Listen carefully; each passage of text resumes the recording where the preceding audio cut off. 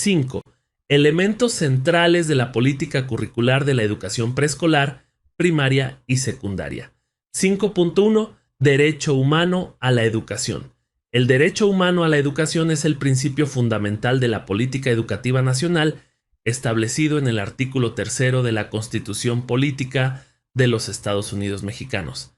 Este tiene un sentido amplio y profundo que incorpora el derecho a ingresar a una escuela pública con las condiciones de infraestructura, pedagógicas, docentes y materiales adecuadas para el aprendizaje, el juego, las relaciones pedagógicas, el trabajo docente colegiado, sobre todo en escuelas a las que acuden los grupos más vulnerables de la sociedad.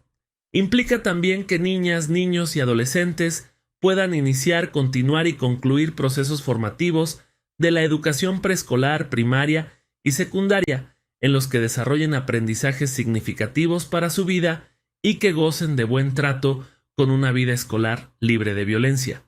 Asimismo, implica brindar una educación democrática, crítica y emancipadora que les impulse a aprender de otras y otros, preocupados por su desarrollo individual y el de su comunidad, sin que el color de la piel, la orientación sexual, las preferencias ideológicas y culturales, el origen étnico, la localización de la escuela, la condición migratoria y económica o vivir con una discapacidad sea condición para interrumpir su trayectoria formativa o ser excluidos de esta. El derecho a la educación significa también que las y los estudiantes cuenten con los apoyos de las escuelas, las familias, la comunidad y del sistema educativo en general, para mantenerse o reintegrarse a su trayectoria escolar en caso de ser interrumpida, especialmente para aquellos grupos de la sociedad más vulnerables con los que el Estado tiene una deuda social histórica que ha favorecido una distribución desigual de oportunidades educativas. Lo anterior significa tener como interés superior a niñas, niños y adolescentes, además de hacer efectivos los derechos a la vida, la paz, la supervivencia y desarrollo, a vivir en familia, a la identidad, a la igualdad sustantiva, a vivir en condiciones de bienestar y a un sano desarrollo integral, a la protección de la salud y a la seguridad social, a la inclusión en todos sus sentidos, descanso y esparcimiento, y a la libertad de convicciones éticas, pensamiento, conciencia, religión y cultura, a la libertad de expresión y de acceso a la información, a la intimidad, asociación y reunión, a la seguridad jurídica y al debido proceso, a la protección en condiciones de migración y al acceso a las tecnologías de la información y la comunicación. El derecho humano a la educación de niñas, niños y adolescentes está estrechamente relacionado con el derecho a no ser discriminados.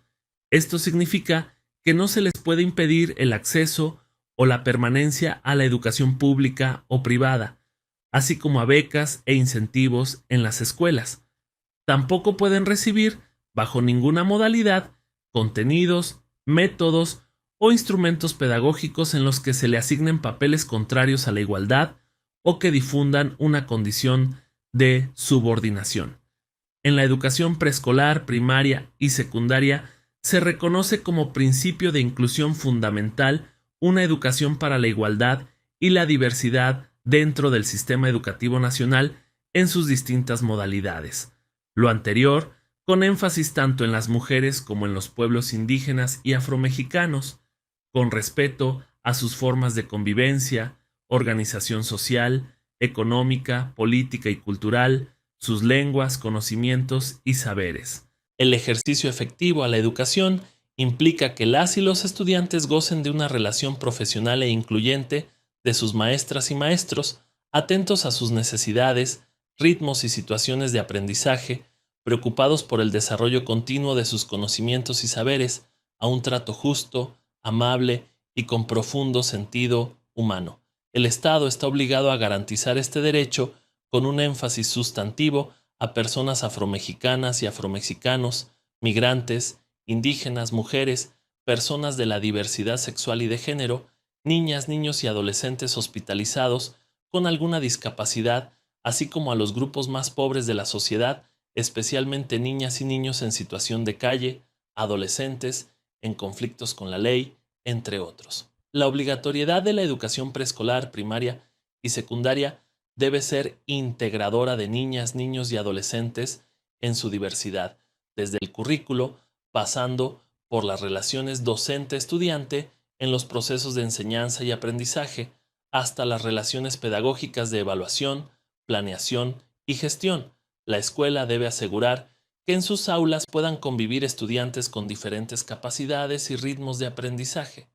El derecho a la educación va más allá del aprendizaje de saberes y conocimientos. Debe garantizar el respeto de las y los estudiantes a la dignidad y el desarrollo efectivo de su bienestar cognitivo, económico, espiritual, ético, cultural y social. 152 implica la participación en procesos formativos en los que se respeten y promuevan relaciones entre sujetos en un marco de reconocimiento y valoración de la diversidad lingüística,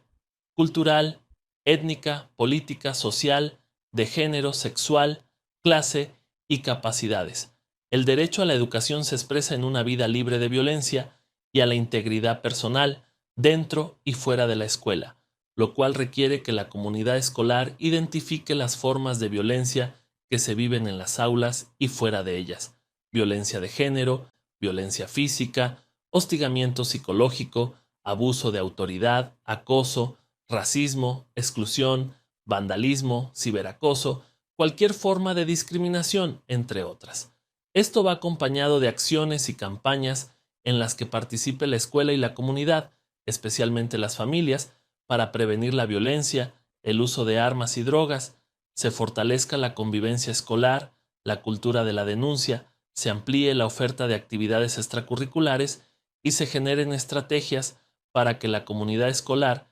especialmente las y los estudiantes, puedan expresar sus afectos y emociones. El derecho humano a la educación implica finalmente reconocer que las emociones de niñas, niños y adolescentes son prácticas culturales que se organizan socialmente a través de los afectos que sienten por otras personas relacionadas con su vida. La tarea de la nueva escuela mexicana es reconocer que las emociones de las y los estudiantes, al igual que del resto de la comunidad, se construyen en las interacciones con otras personas, por lo que existe un grado de responsabilidad de todas y todos respecto a la sensibilidad y afectos de las otras y los otros.